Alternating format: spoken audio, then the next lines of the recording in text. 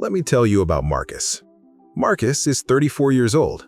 He works 2 jobs, a warehouse shift that starts at 6 a.m. and a delivery gig he picks up on weekends. He is not lazy. He is not reckless. He is exhausted. But last October, his water heater started making a sound like a dying animal. A plumber told him it would cost $400 to fix the pressure valve before the whole unit gave out. Marcus looked at his account. $67. He decided to wait. You already know how this ends. 3 weeks later, the heater failed completely, flooded part of the basement. The replacement unit cost $1,100. The water damage to the drywall cost another $800. His landlord docked his security deposit. Total damage? Somewhere north of $2,000. All because he didn't have $400 when it mattered. This is not a story about bad luck. This is arithmetic. Cold, brutal, indifferent arithmetic.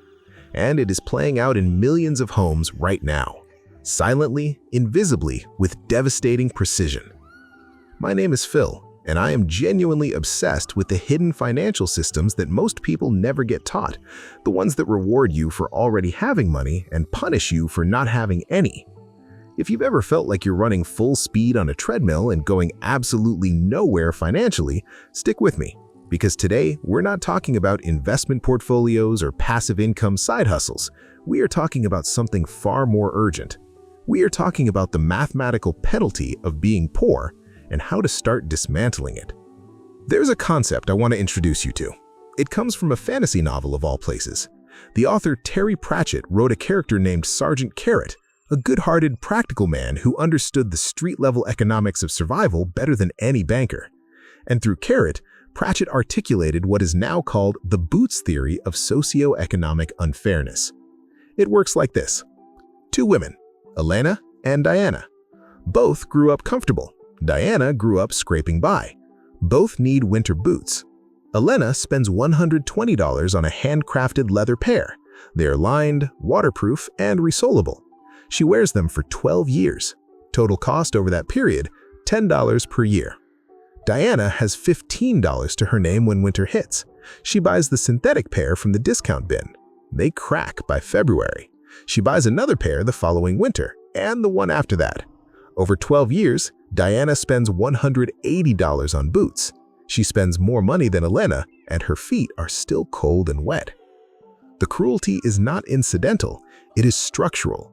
The less money you have, the more expensive everything becomes per unit of value. That is not a metaphor, that is economics. Let me show you how this plays out in modern life in ways you might not have even noticed. Take something as mundane as laundry detergent. If you've got $40 to spare, you go to a wholesale club and you buy the industrial-sized container. You might pay 8 cents per load. That container lasts your household 4 or 5 months. But if you're living week to week, you buy the small bottle at the drugstore. You pay 40 cents per load, 5 times the cost, because you can't afford to front the bulk purchase. You're not spending more because you're wasteful. You're spending more because you're poor. The system charges you a premium for your poverty, and it does so without apology. This is what economists call the poverty premium, and it cascades across virtually every non-perishable category of your life. Cleaning supplies, diapers, canned goods, medicine, personal hygiene products. The people who can least afford to overpay are systematically the ones who overpay the most. Now let's talk about the banking system, because this is where I genuinely feel my blood pressure rise. Consider 2 customers at the same bank. The first is Raymond. Raymond keeps $15,000 in his checking account. The bank charges him 0 monthly fees.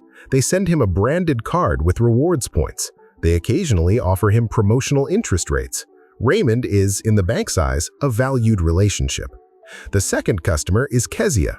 Kezia is trying. She works in retail, makes $28,000 a year, and her account usually hovers somewhere between $80 and $300.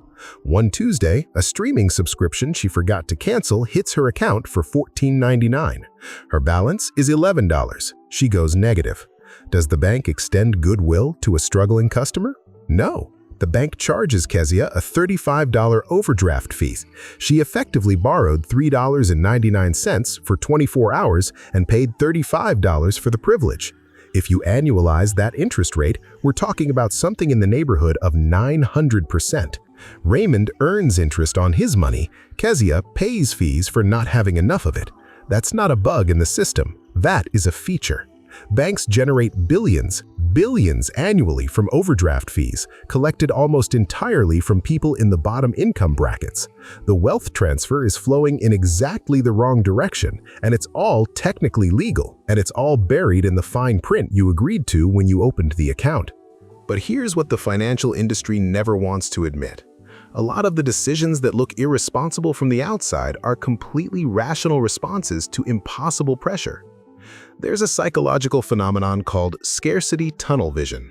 When researchers put people in genuine financial stress, not theoretical stress, but real, I don't know how I'm covering rent stress, they found that measurable cognitive function declines. We're talking double-digit drops in performance on reasoning and planning tasks. This is why people in financial crisis take the payday loan at 350% interest, not because they've never heard that it's a bad deal, because when the alternative is the lights going off or missing a car payment, the abstract future feels very far away. The scarcity isn't just in the wallet, it's in the mind. And so we end up blaming people for symptoms that are caused by the disease itself. We tell them to budget better while they're fighting a five-front war with no reserves and no backup. The Boots theory isn't only about the math of money, it is about the math of mental bandwidth. Every problem you cannot solve today because you lack the $300 is a problem that grows in the background, consuming attention, generating anxiety, stealing the cognitive space you'd otherwise use to get ahead. Let's make this even more concrete. Let's talk about cars, because in most of this country, the car is not a luxury. It is the mechanism by which you convert your time into money. Take two people who both need a reliable vehicle to get to work. The first is Daniel. He has savings and decent cred. He buys a 4-year-old Honda Civic for $17,000, finances it at 5% interest over 4 years, and drives it for a decade. Total cost of ownership, including insurance, maintenance, and interest, reasonable. The car serves him, it doesn't bleed him. Now meet Sophia. Sophia has no savings and her credit score is 560 from a medical bill that went to collections 2 years ago. She needs a car this week or she loses her job. She walks onto a buy here, pay here lot. The dealer shows her a 2012 sedan with 140,000 miles. The asking price is $9,000, roughly twice what the car is actually worth. But Sophia has no leverage. The dealer finances it internally at 28% interest. By the time Sophia finishes paying off that loan, she will have paid close to $16,000 for a car worth $4,500. And if the transmission goes, which, given the mileage, it very well might, she is making payments on a car that no longer runs while simultaneously trying to finance a replacement. She is not being punished for making bad decisions. She is being charged a risk premium that she can only escape by having money she cannot save because she's paying the risk premium. That loop is not accidental, it is profitable. And housing. We can't avoid housing. Renting versus owning is the Boots theory at its most consequential scale. When you rent, every dollar you pay in rent is gone. It builds zero equity. You are, in the most literal sense, paying for someone else's asset. And the painful irony is that in many American cities right now, the monthly mortgage payment on a modest home is lower than the rental price for a comparable apartment. The math actually favors buying. But to buy, you need a down payment, perhaps $20,000 or $30,000. And if you're spending 45% of your take-home income on rent, the notion of saving $30,000 is not a financial challenge. It is a mathematical impossibility. So you keep renting. You keep missing the equity. The landlord raises rent, you move. You rent somewhere else. The homeowner's property appreciates. The gap widens. You work harder. The gap widens anyway. You are, in the most complete sense, renting your own life. So what do you actually do? I'm not going to insult you with cut the lattes. Here is what I believe with genuine conviction, based on the mechanics we've just walked through. The single most powerful financial move available to someone in the poverty premium trap is building a buffer, not investing, not optimizing, building a buffer. That first $1,000 of liquid savings is not a nice-to-have. It is a structural weapon against the system we just described.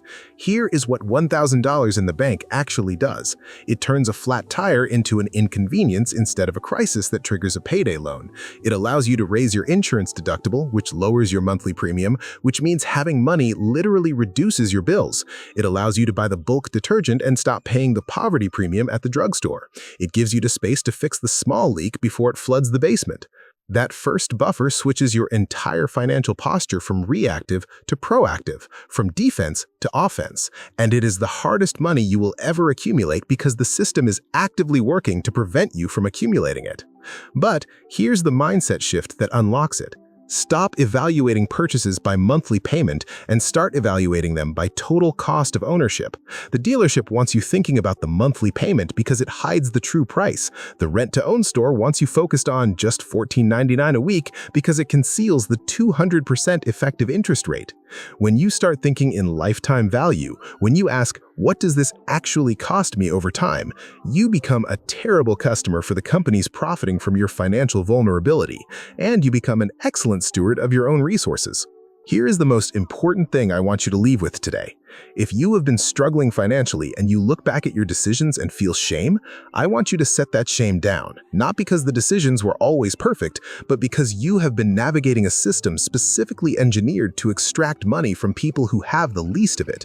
The overdraft fee, the poverty premium, the predatory car loan, the rent trap, these are not natural phenomena. They are designed, and they are designed to be invisible. When you see them clearly, when you name the mechanism, you take away some of its power.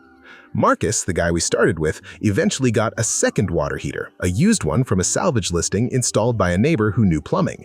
He started a $20 a week auto transfer to a separate savings account he made deliberately inconvenient to access. 8 months later, he had $720 in that account. Not a fortune, but enough. Enough that the next problem that came, and problems always come, didn't cascade. He bought the boots that last. You can too. It starts with understanding the math, it continues with attacking the leaks one by one, and it ends, eventually, with patience and fury and strategy, with walking out of the trap entirely. I'm Phil, and I'll see you in the next one.